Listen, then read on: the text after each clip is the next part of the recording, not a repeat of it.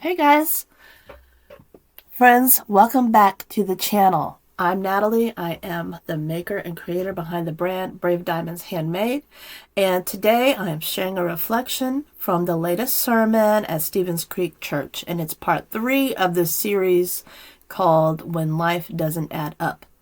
Okay?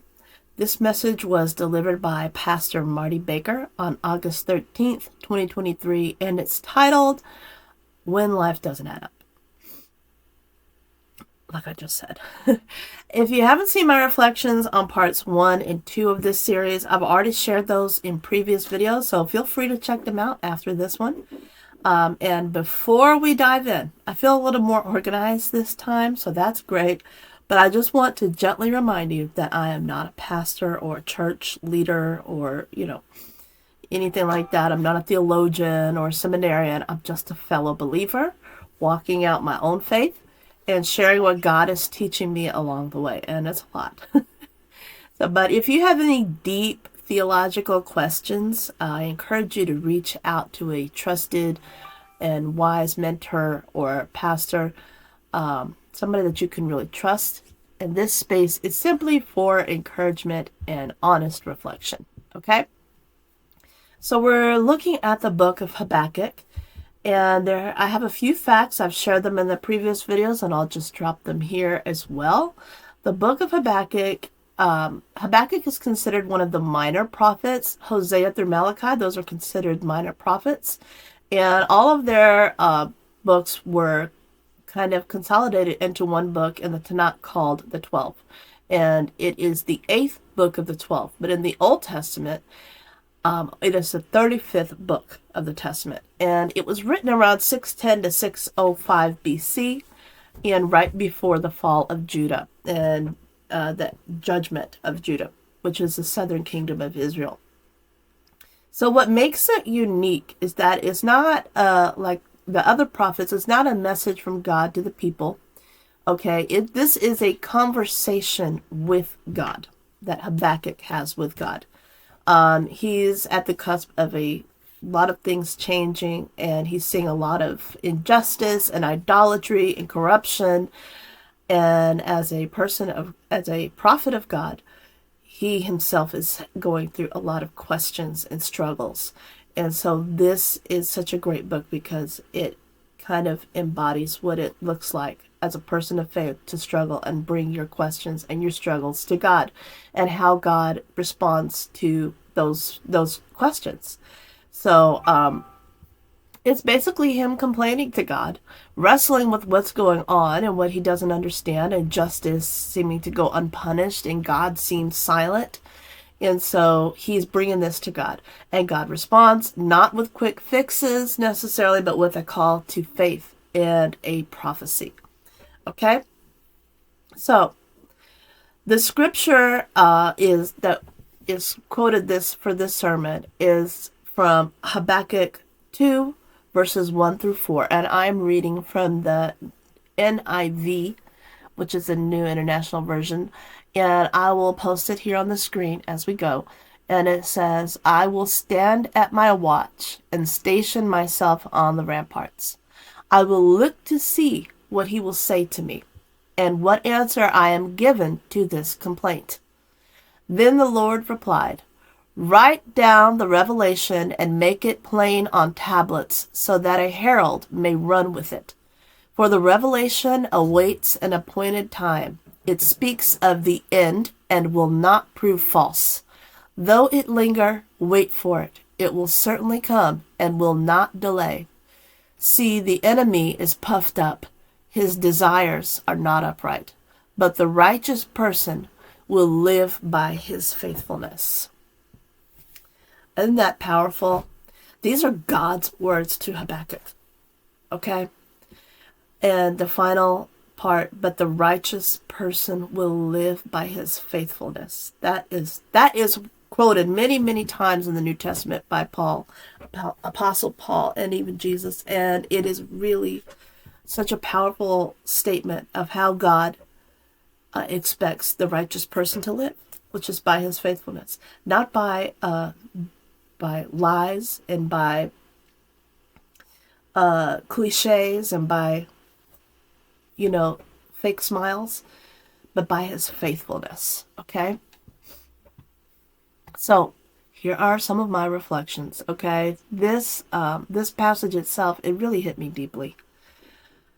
And it reminded me that, like Pastor said, it is not about quick answers. It's about trusting in the silence. Okay? I also have my notes here from the sermon. And that is a direct quote from Pastor Marty, Dr. Marty. All right. And waiting is hard. It is the hardest part. And I am not a patient person. I've come to learn, I always thought I was. But it's really hard when you're waiting on something because it can really be a long time. But that's when faith really is tested.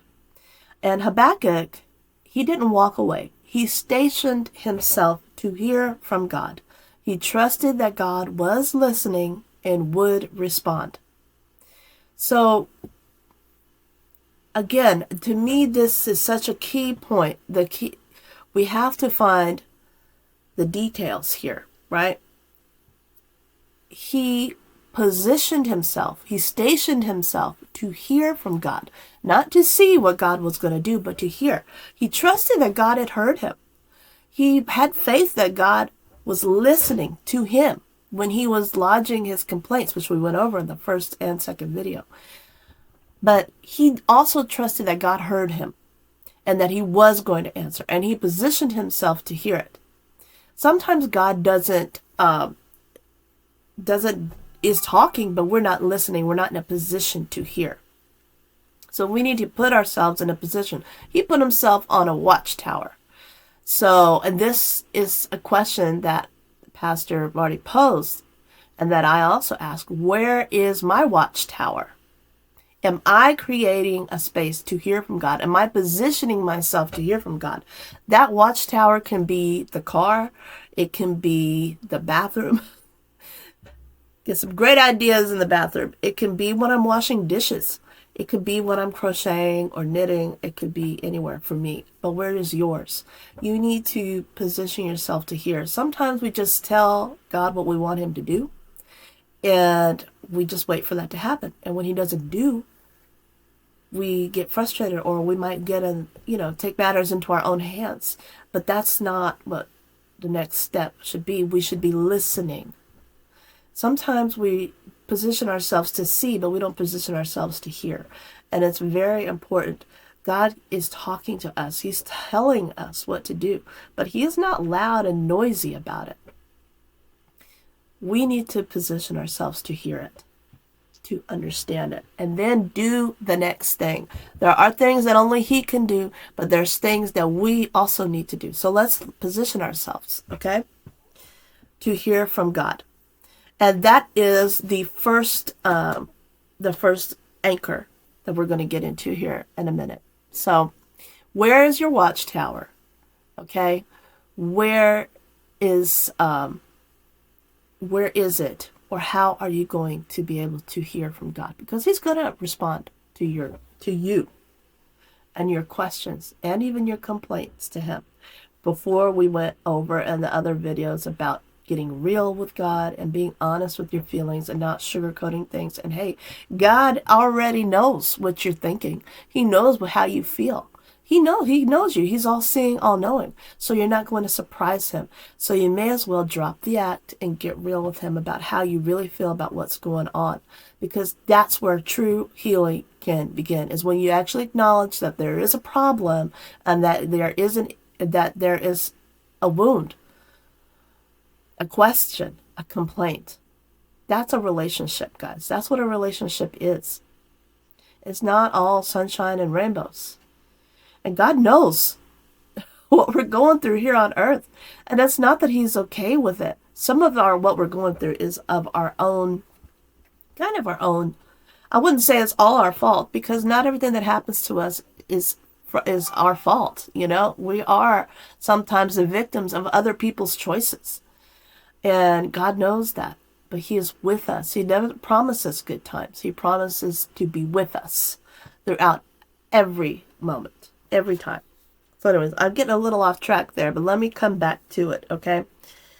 So the main idea of this sermon is that real faith holds on to what God said, and I'm reading this from my paper, so don't mind me looking down. Let's start over again. Real faith holds on to what God said when you cannot see what God is doing. Okay? So here are the 4 anchors for the waiting season. Okay?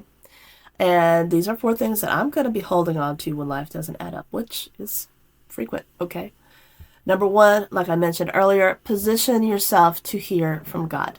All right? Like Habakkuk did on the watchtower, we need to station ourselves, not just physically, but spiritually.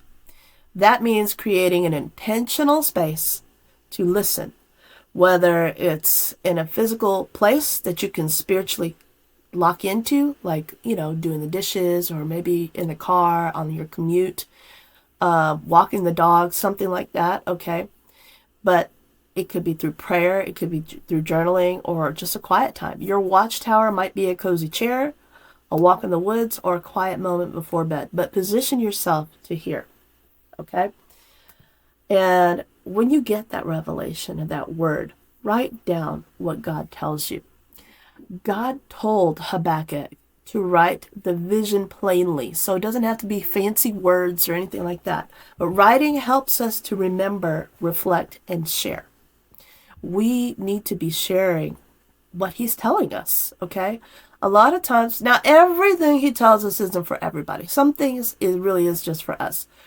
But there is a message there for others that can be shared. And when we record what God speaks to us, we build our testimony. And that testimony is not just for ourselves, but it's for others who also need that encouragement, who might be going through something.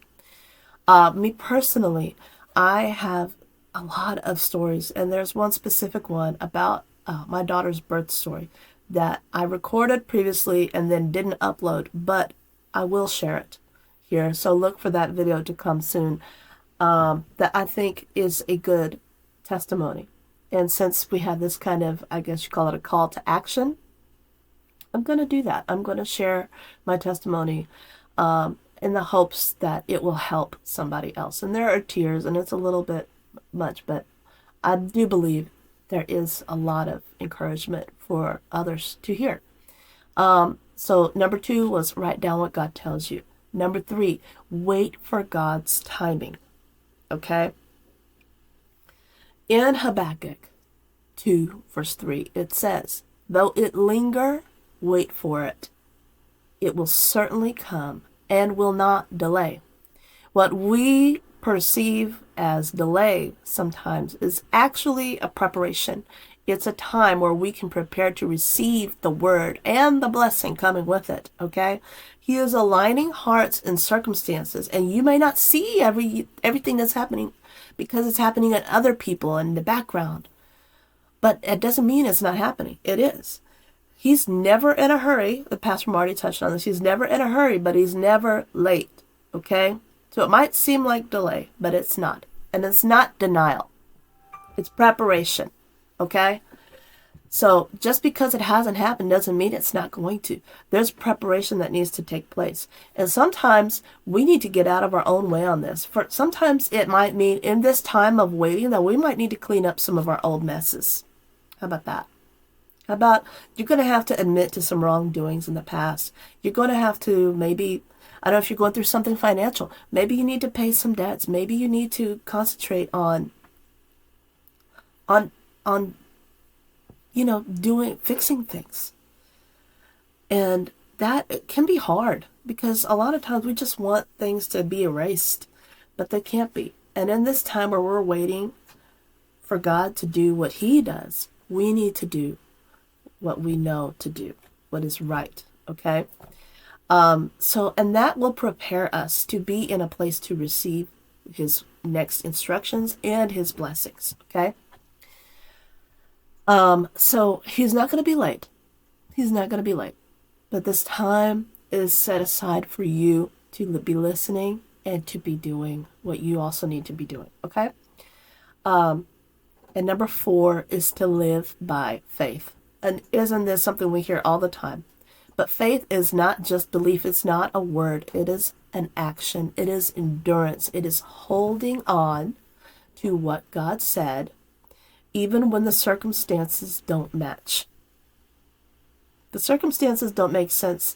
And it may seem like, hey, the outside world, this secular world will tell you, oh, that's why, God doesn't work like that, or God doesn't do that, or there is no God. And maybe you need to count on yourself, trust yourself, do what makes you happy. These are all lies, guys. Lies, lies, lies. God is listening and God is coming. He is coming through. There are things that you have to do, but you have to live by faith. Habakkuk had the faith that God was going to respond to him, and God did. He did respond to him. Okay, and he is coming, and he is doing, and he is responding to you right now. But you got to position yourself to hear and to do what needs to be done during that waiting period. Okay. And this is the kind of faith that grows roots and that grows us. All right. We need to trust in his character, even when his actions feel hidden, because he loves us and what he wants for us is good. And we can lean into that, guys. We really can. So this is going to be a little bit of a shorter video because, like I said, I'm a little more organized this time. But I do just want to close out by saying that if you're in a season of waiting, I want to encourage you that God sees you and he has not forgotten you. Okay? Let me know in the comments, where is your watchtower, or what is your watchtower? And how are you learning to live by faith when life doesn't make sense? What has worked for you? What do you lean into? Is there a passage that you lean into, a scripture? Is there, do you do something? Like, do you start working out more? do you have something that brings you comfort, like volunteering perhaps? And if you haven't already, check out the full sermon from Stevens Creek Church. It is very powerful. I will link it down below. And check out the other sermons from before, the first part 1 and 2. And also check out my videos, part 1 and 2, reflecting on them. Part 2 is really long, but there's a lot to it. So I really feel like these scriptures, you could have 100 sermons or more on them. I could go in a million different directions. I could get into the historical time and how it relates to what's going on in today's world.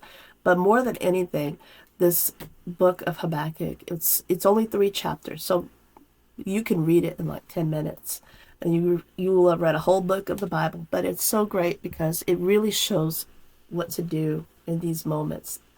Habakkuk models how to be real, the fact that you can be real, the fact that you can talk to God, and it doesn't have to always be, everything is so beautiful and wonderful. You can tell him that stuff stinks right now and you don't understand why. And he's listening. And it tells us what to do next. It's such a great layout, I guess you could say, of how this goes. I mean, God tells us the righteous will live by faith. And that is what is righteous at these times. It's not living in a perfect environment. Everything that's going on in your life is not necessarily your fault, okay? And it's not from God. But a person that is righteous will live by faith and hold on to that. And hold on to these anchors, okay? Again, that you'll hold on to what God said when you cannot see what God is doing. All right, friends. Well, I hope that you enjoyed today's video and today's reflections, and I hope you're all doing really well. Again, leave a comment down below. Please like this video, share it if you got some encouragement or know anybody that could benefit or be encouraged by today's video. And please check out some of my other videos. And I hope you guys have a wonderful, blessed day. And as always, God bless. God is good, my refuge, my peace. In the battles, He's the strength in me.